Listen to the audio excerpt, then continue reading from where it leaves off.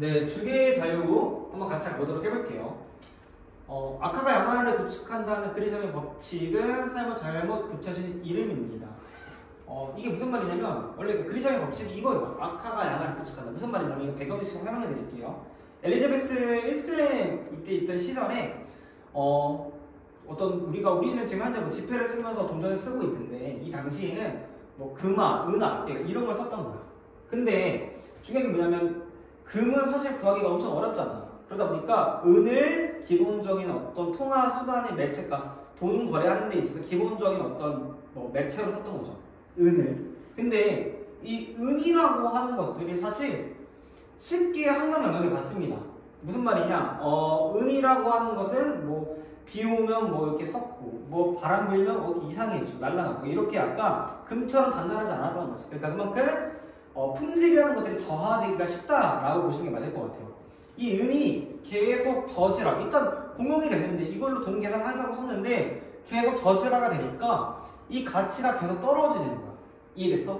그러면 이 악화라고 하는 것, 이 은이라고 하는 것이 결국에 양화를 구축한다는 말은 무슨 말이냐면 대신에 좋은 금화들이 있을 거 아니야. 이 좋은 금화들이 뭔가 그러면 이 돈 어떤 거래를 할 때 이 금화가 쓰여야 되는데 중요한 건 이 금화라고 하는 것들이 돈거래에서 쓰이는 게 아니라 오히려 밖으로 계속 유출된다. 그러니까 아무래도 더 비싸게 팔아가지고 딴 데로 간다는 얘기죠. 이 말이 참 한마디로 악화가 양화를 구축한다 라는 그리점의 법칙이라는 뜻입니다. 무슨 말인지 이해됐나요? 우리가 다 돈 거래할 때 은 쓰기로 했는데 은이 너무 품질이 안 좋아지다 보니까 금을 써야 되는데 이 금이라고 하는 거 오히려 날아간다 라는 얘기죠. 이해되셨나요? 이게 국내 유통 과정에서만 일어나면 되는 건데 사실 대외 무역, 그러니까 밖에 해외 무역을 했었을 때도 쓰인다는 거죠. 이 법칙이라는 것은 원래 코페르니쿠스의 법칙이 돼야 됩니다. 그러니까 코페르니쿠스의 이론이 돼야 된다는 얘기죠. 왜 그러냐면 이 코페르니쿠스라는 사람이 경제학에서도 이론을 썼는데 그 이론이 이 방금 말했던 이론이라는 얘기입니다. 한 번 더 다시 설명해 주는데 그게 뭐냐면 화폐론이에요. 화폐론에서는 양질과 저질주, 아까 한마디로 뭐 좋은 품질, 금화나 은화가 같이 유통이 된다고 하면 당연히 금화가 좋은 걸 아니까 세공업자들이 양질의 주화, 일단 은 중에서도 좋은 걸 골라내요. 그 은화에서도 금이라는 퍼센트가 조금씩 들어갈 거 아니야. 예를 들어서 우리가 금화라고 해서 다 100% 금으로 이루어지지 않습니다. 우리가 금 보면 금으로 된 어떤 반지나 목걸이 같은 거 보면 뭐 14K 골드, 24K 골드라고 얘기를 하죠. 그러니까 금으로 다 되어 있는 게 아니라 금이 그만큼 퍼센트가 일정 퍼센트 들어가면 금 목걸이 이렇게 얘기를 하는 거거든.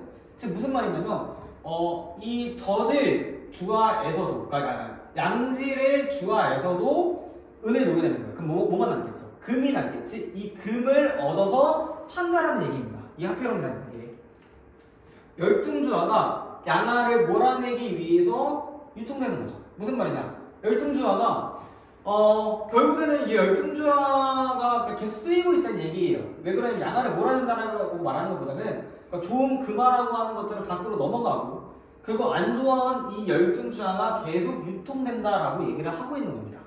좋은 것들 다 날아갔으니까. 코페르니쿠스의 말에 잘 따른 나라가 있었는데 그게 스웨덴이었어. 이 스웨덴은 구리가 되게 풍부한 나라였었는데 금과 은 대신에 아예 그러니까 동전을 썼던 거야. 왜 그러냐면 코페르니쿠스가 뭐라고 얘기했어?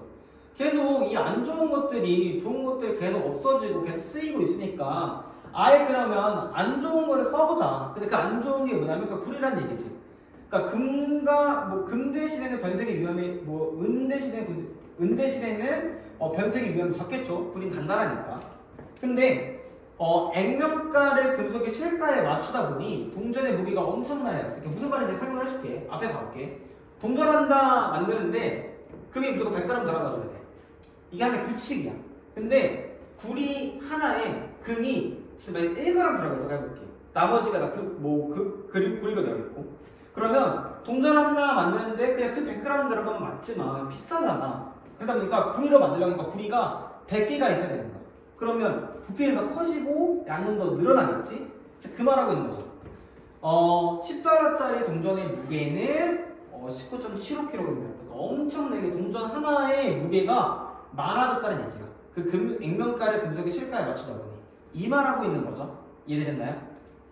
부자들은 집이 무너지는 것을 막기 위해서 지하실에 돈을 보관했고 1차 대전 전쟁 전까지만 해도 강범위기 시기 때 이 금 본위자 아까 말했던 그거예요. 그러니까 무조건 뭔가를 만들 때 금이 몇 퍼센트 일찍 들어가줘야 되는데 그리고 금이 그만큼 중요한 건데 금이 만약에 꼭 그 금이 들어간 퍼센트를 다른 걸로 맞춘다고 하면 그만큼의 양이 있어야 된다는 게 이 금 본위제인데 이 금 본위제는 이처럼 주와의 금속 함량, 내재 가치가 주와의 세계적 원목 가치와 일치한다는 전제를 바탕으로 하는 것입니다.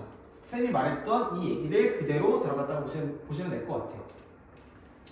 그것을 뒷받침하는 것이 주조와 주기의 자유입니다. 이거 일단 다 읽고 설명드릴게요. 금의 가치가 같은 무게의 금화의 액면가보다 떨어지면 금 소비자들은 중앙은행에서 금화를 만들어 달라고 합니다. 그러니까 금이 금화가 되는 거죠.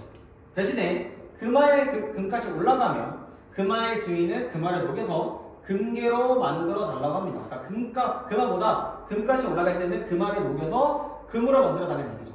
이를 통해서 금화와 금괴의 가치가 일치한다고 얘기가 나왔는데 예시를 설명드릴게요. 금 1kg가 10만원이야.